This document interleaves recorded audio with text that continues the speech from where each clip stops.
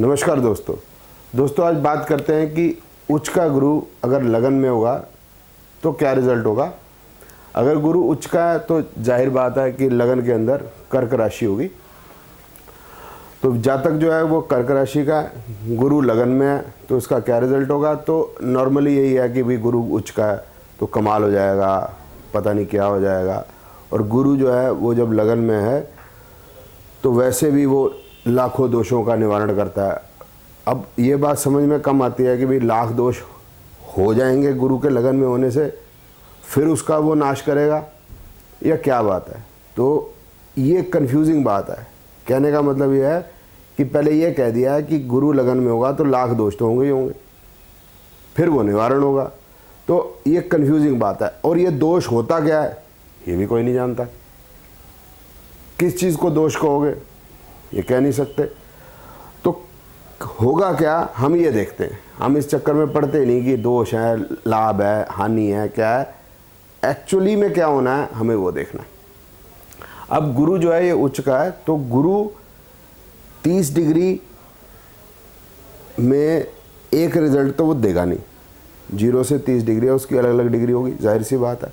तो उसका एक रिजल्ट तो आना नहीं। उसके रिजल्ट जो है बदलते रहेंगे जैसे जैसे उसको गोचर में वो आगे चलेगा। ठीक है।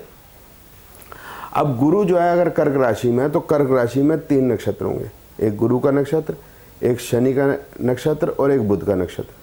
तो पहले ये समझ लेते हैं कि गुरु 0 से 3 डिग्री 20 मिनट है तो उसका क्या रिजल्ट होगा। तो गुरु के नक्षत्र में होगा। गुरु देखिए पहले भाव में बैठा है और छठे और 9वें भाव का स्वामी है। तो ये 1 6 9 के फल देगा और उसका नक्षत्र भी 1 6 9 के फल देगा। ठीक। अब ये देखते हैं ये गुरु क्या कहता है। अब देखिए जो भी आदमी हमारे पास आएगा, अगर वो छोटा बच्चा है तो हमें उसकी सिर्फ एजुकेशन देखनी है, हेल्थ देखनी है। अगर वो मिडिल एज का है, ठीक है, तो हमने क्या देखना है, उसका काम धंधा देखना है, उसकी एजुकेशन तो हो चुकी है, उसकी मैरिड लाइफ देखनी है, उसकी हेल्थ देखनी है। बस यही मोटी मोटी बातें हैं। कोई यात्रा पूछता है, लंबी दूरी की यात्रा, प्रॉपर्टी खरीदना है, या कोई कानूनी चक्कर में फंस गया तो उसमें कब उसको लाभ होगा, है ना, या उसको नुकसान होगा, यही उसको पूछना होता है। तो हम ये देख लेते हैं कि गुरु जो है 1 6 9 भाव बता रहा है। तो 1 6 9 भाव का मतलब हो गया कि ये विवाह के लिए बुरे। तो अगर वैवाहिक जीवन की बात करें तो बहुत अच्छा नहीं है। और विवाह अगर होने की बात है तो विवाह ये गुरु होने नहीं देगा, ये विवाह के लिए नेगेटिव है। आगे जब दशा आएगी शनि की तब देखेंगे, क्योंकि 1 और 6 जो भाव हैं वह विवाह को मना करते हैं। 9वां भाव विवाह करा नहीं सकता, वो तो यात्रा का है या एजुकेशन का है, धर्म का नहीं, रिलीजन का है और उच्च शिक्षा का है। तो उसका तो कोई लेना देना विवाह से है नहीं। अगर हम काम धंधे की बात करें तो 6ठा हाउस अच्छा है, 9 और 1 को कोई खास लंबा चौड़ा लेना देना नहीं है। 6 तो प्रोफेशन का या काम करने का घर है। अब आ जाते हैं हम हेल्थ की। तो 1 और 6 जो भाव हैं वो हेल्थ को ये बताते हैं कि दवाई खाएं तो हफ्ते में ठीक, ना खाएं तो 7 दिन में ठीक। 6ठा भाव जो है छोटी बीमारी का द्योतक है, तो इसलिए मामूली बीमारी होगी, कोई बड़ी बात नहीं है। तो इसका मतलब ये हो गया कि गुरु अगर उच्च का है तो उसके कोई खास अच्छे रिजल्ट नहीं है। विवाह के लिए नेगेटिव है, काम धंधे के लिए ठीक सा है, कोई बहुत बढ़िया रिजल्ट नहीं है। अब गुरु जो अब आगे अगर जाएगा आगे डिग्री में तो ये शनि के नक्षत्र में जाएगा।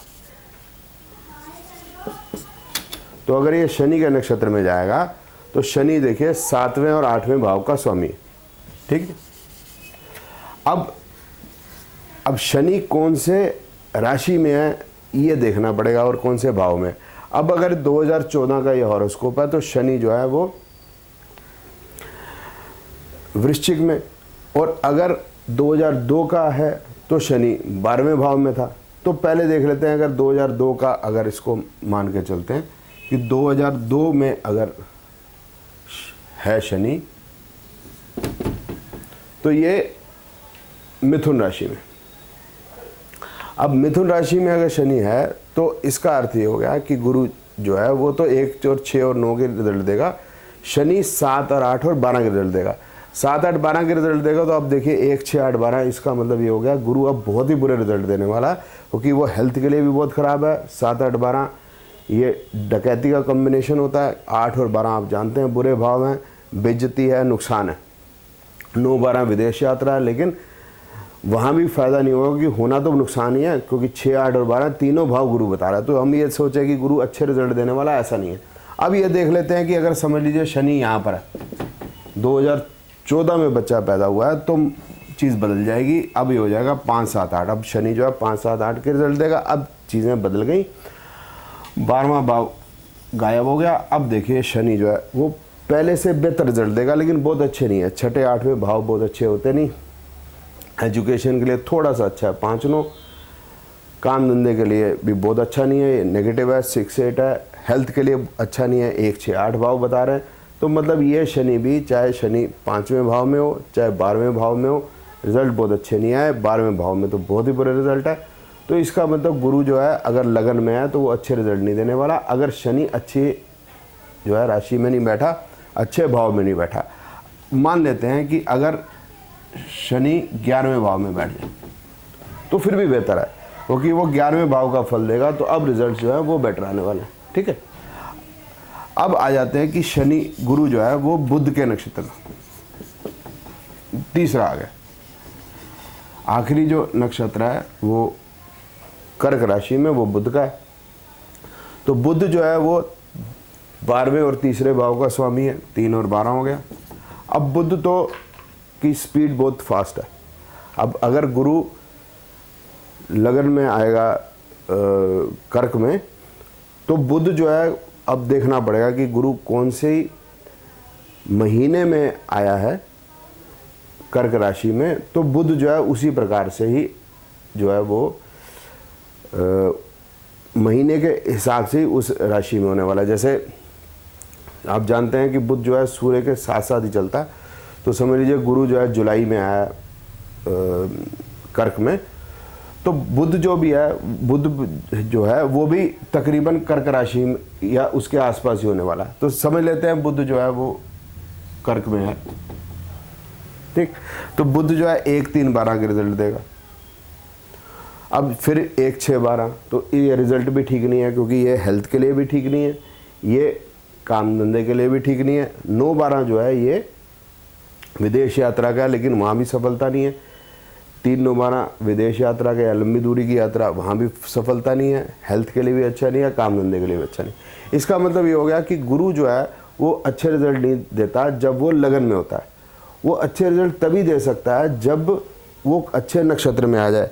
अच्छा नक्षत्र, ये बुध भी अच्छा नक्षत्र हो सकता है। समझ लीजिए बुध जो है वो 11वें भाव में होगा, तो अब चीज़ बदल जाएगी। अब ये बुध जो है 3, 12 और 11 रिजल्ट देगा। तो अब क्योंकि यहाँ पर लाभ आ गया, तो इसका मतलब यह है कि अब हेल्थ में उतनी बड़ी प्रॉब्लम नहीं है, क्योंकि 9, 11 भाव भी हैं। तो हेल्थ में अगर प्रॉब्लम आएगी तो उसका उपचार भी है, और साथ में जो है गेंस या प्रॉफिट भी नज़र आता है।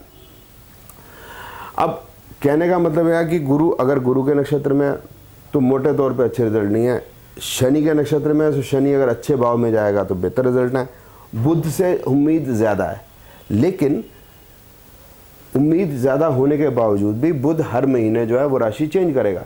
तो जो भी बच्चे पैदा होंगे जिनका गुरु जो है बुध के नक्षत्र में है, लेकिन बुध कौन सी राशि में है, इससे रिजल्ट गुरु का बदल जाने वाला है जब वो दशा में आएगा।